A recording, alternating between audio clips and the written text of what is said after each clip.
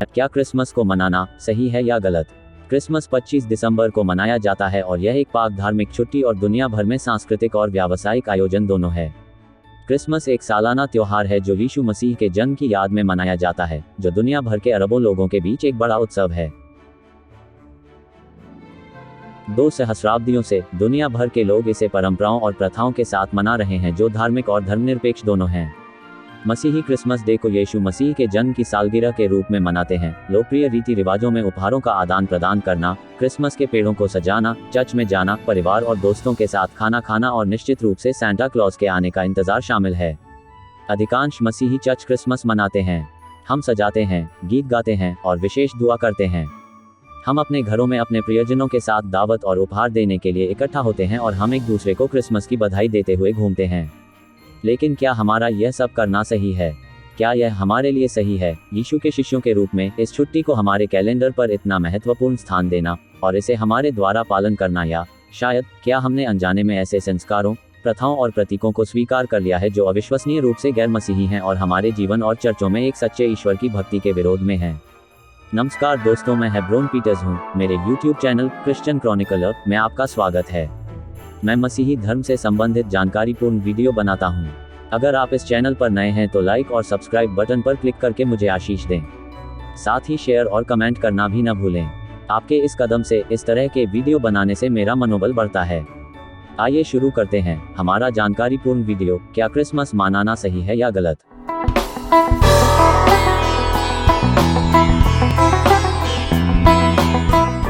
सबसे पहले यह जानने की कोशिश करते हैं कि क्रिसमस की शुरुआत कैसे हुई। सर्दियों में लंबे समय से दुनिया भर में कोई न कोई उत्सव का समय रहा है। यीशु के आगमन से सदियों पहले प्रारंभिक यूरोपीय लोगों ने सर्दियों के सबसे अंधेरे दिनों में प्रकाश के जन्म का जश्न मनाया करते थे। कई लोग शीतकालीन सॉल्स्टिस के दौरान उत्सव मनाते थे, जब सबसे छोटे सर्द दिन होते थे और वे धूप के लंबे दिनों का इंतजार करते थे। स्कैंडिनेविया, डेनमार्क, नॉर्वे और स्वीडन और नॉर्ज या उत्तरी जर्मनी के लोगों में 21 दिसंबर से जनवरी के मध्य तक शीतकालीन सॉल्स्टिस से यूल मनाया जाता था, मानते हुए कि सूर्य की वापसी होगी। नॉर्थ पोल में सर्दियों के अंतिम दिन को उस रात के रूप में मनाया जा रहा। लोग अपने देवता ओडिन को सम्मानित किया करते थे। जर्मन ओडिन से डरते थे क्योंकि उनका मानना था कि उसने अपने लोगों का इंस्पेक्शन करने के लिए आकाश में उड़ा करता और फिर तय किया करता था कि कौन समृद्ध या बर्बाद होगा। उनकी उपस्थिति के कारण कई लोग अंदर रहना पसंद करते थे। रोम में, जहां सर्दियां सुदूर उत्तर में जितनी कठोर नहीं थीं, सैटर्नेलिया कृषि के देवता शनि के सम्मान में एक छुट्टी मनाई जाती थी। शीतकालीन सॉल्स्टिस तक जाने और पूरे 1 महीने तक जारी रहने वाले सप्ताह की शुरुआत में सैटर्नेलिया एक सुखवादी समय था, जब खाने पीने की भरपूर मात्रा थी और सामान्य रोमन सामाजिक व्यवस्था उल्टाई जाती थी। 1 महीने के लिए गुलाम लोगों को अस्थायी स्वतंत्रता दी जाती और उनके साथ समान व्यवहार किया जाता था। व्यापार और स्कूल बंद कर दिए जाते ताकि हर कोई छुट्टी के उत्सव में भाग ले सके। इसके अलावा शीतकालीन सॉल्स्टिस के समय रोम में एक और त्यौहार जुवेनेलिया मनाया जाता, जो रोम के बच्चों का सम्मान देने वाला एक पर्व था। इसके अलावा उच्च वर्ग के सदस्य अक्सर 25 दिसंबर को अजेय सूर्य के देवता मित्रा का जन्मदिन मनाते थे। यह माना जाता था कि मित्रा, शिशु देवता, एक चट्टान से पैदा हुआ था। कुछ रोमवासियों के लिए मित्रा का जन्मदिन वर्ष का सबसे पवित्र दिन था। दोस्तों, प्लीज आगे बढ़ने से पहले लाइक और सब्सक्राइब का बटन जरूर क्लिक कर दे। क्या क्रिसमस वास्तव में वह दिन है जब यीशु का जन्म हुआ था? मसीही धर्म के प्रारंभिक वर्षों में ईस्टर मुख्य पर्व था। यीशु का जन्म नहीं मनाया जाता था। रोमन गैर मसीही त्योहार के दौरान उत्पीड़न से बचने के लिए प्रारंभिक ईसाइयों ने अपने घरों को सैटर्नेलिया होली से सजाया करते। जैसे जैसे मसीही संख्या में वृद्धि हुई और उनके रीति रिवाज प्रबल हुए, उत्सवों ने क्रिश्चियन रूप लेना शुरू कर दिया। लेकिन प्रारंभिक चर्च ने वास्तव में दिसंबर में मसीह के जन्म का जश्न तब तक नहीं मनाया जब तक टेलिस्फोरस ने, जो 125 से 136 तक रोम के दूसरे बिशप थे, घोषणा की कि हमारे प्रभु और उद्धारकर्ता का जन्म मनाने के लिए इस समय के दौरान चर्च प्रार्थना का आयोजन किया जाना चाहिए। हालांकि कोई भी निश्चित नहीं था कि मसीह का जन्म किस महीने में हुआ था, इसलिए अक्सर सितंबर में जन्म का आयोजन किया जाता था, जो कि तुरही के यहूदी पर्व आधुनिक रोश हसनाह के दौरान होता था। असल में 300 से अधिक वर्षों तक लोगों ने विभिन्न तिथियों पर यीशु के जन्म को मनाया। वर्ष 274 में 25 दिसंबर को सॉल्स्टिस पड़ी थी। रोमन सम्राट ऑरेलियन ने तारीख को नतालिस सोलिस इन्विक्टी के रूप में घोषित किया, जो अजेय सूर्य के जन्म का त्योहार है। 320 में पोप जूलियस ने 25 दिसंबर को ईसा मसीह के जन्म की घोषणा की। 4वीं शताब्दी में चर्च के अधिकारियों ने यीशु के जन्म को छुट्टी के रूप में मनाने का फैसला किया। दुर्भाग्य से बाइबल में यीशु के जन्म की तारीख का कोई भी उल्लेख नहीं है। हालांकि कुछ सबूत बताते हैं कि उनका जन्म वसंत ऋतु में हुआ होगा, कारण कि चरवाहे सर्दियों के बीच में मवेशियों को क्यों चरवाएंगे।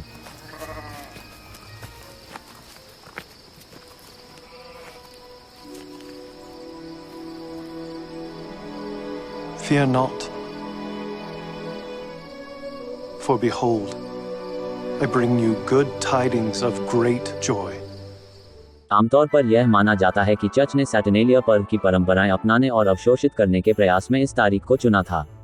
325 ईस्वी में पहले मसीही रोमन सम्राट कॉन्स्टेंटाइन द ग्रेट ने 25 दिसंबर को क्रिसमस को एक अचल पर्व के रूप में पेश किया। उन्होंने रविवार को एक नए सबब सप्ताह में एक पवित्र दिन के रूप में भी चुना और चल पर्वों में ईस्टर की शुरुआत की। 354 ईस्वी में रोम के बिशप लाइबेरियस ने आधिकारिक तौर पर अपने सदस्यों को 25 दिसंबर को यीशु के जन्म का जश्न मनाने का आदेश दिया। हालांकि भले ही कॉन्स्टेंटाइन ने 25 दिसंबर को मसीह के जन्मदिन के रूप में मान्यता दी, लेकिन मसीहियों ने तारीख को एक गैर मसीही त्योहार के रूप में माना। सम्राट के अच्छे इरादों को अच्छे में नहीं लिया। इसको पहले जन्म का पर्व कहा जाता था। यह प्रथा 432 तक मिस्र और 6वीं शताब्दी के अंत तक इंग्लैंड में फैल गई। 10वीं शताब्दी में नॉर्वे के हाकोन एक ने यूल त्योहार को क्रिसमस के साथ मिलाने के लिए कदम उठाए।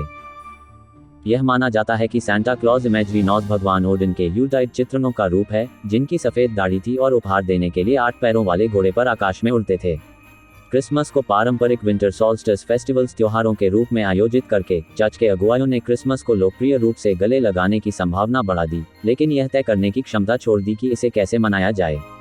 मध्य युग तक अधिकांश यूरोप मसीही धर्म में कन्वर्ट हो चुका था।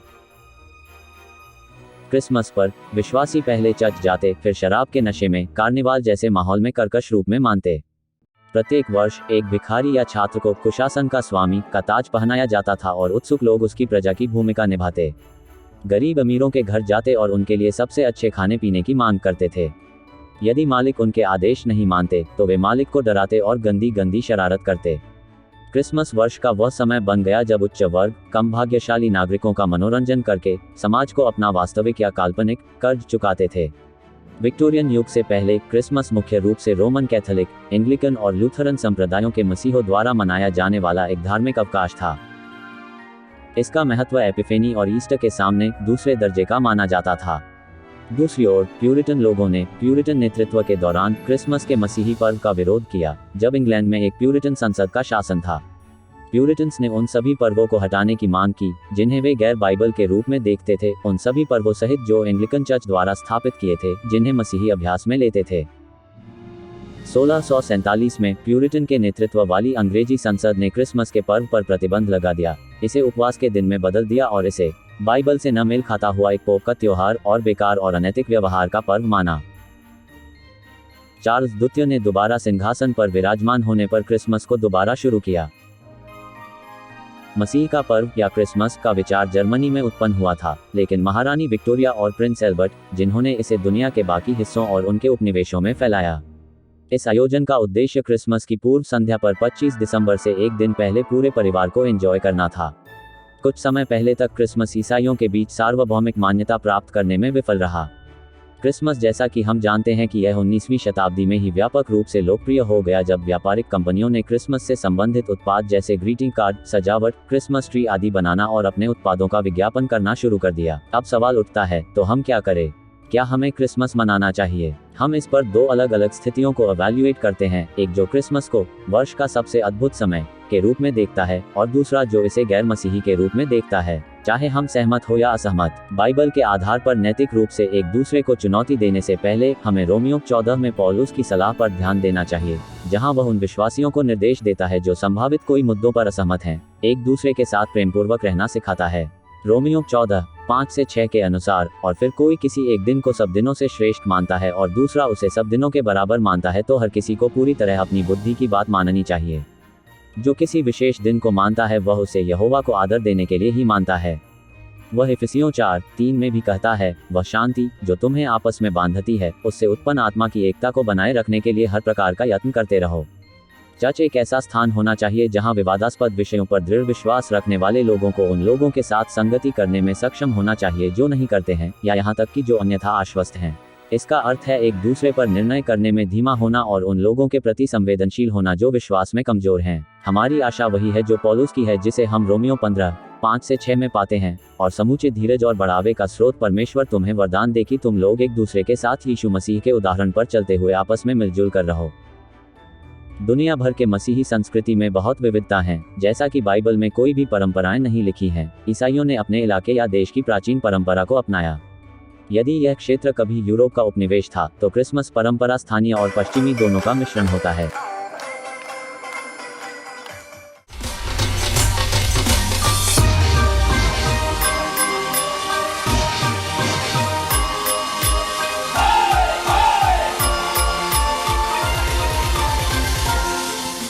मेरे हिसाब से क्रिसमस मनाने में कोई हर्ज नहीं है। क्रिसमस का मतलब ही मसीह में सहभागिता है। हम सभी जानते हैं कि यीशु का जन्म 25 दिसंबर को नहीं हुआ था, और यह हमें सोचने की जरूरत नहीं कि क्रिसमस कैसे अस्तित्व में आया, लेकिन क्रिसमस के माध्यम से कम हम मसीह के जन्म को याद कर सकते हैं और हमें उद्धार का सुंदर उपहार देने के लिए धन्यवाद और महिमा कर सकते हैं। दोस्तों, अभी के लिए इतना ही। लाइक और सब्सक्राइब बटन पर क्लिक करके मुझे आशीषित करें। साथ ही शेयर और कमेंट करना न भूलें। मिलते हैं अगले वीडियो में क्रिसमस में उपयोग होने वाले प्रतीकों का मतलब। अभी के लिए गुड बाय। परमेश्वर आपको आशीष दे।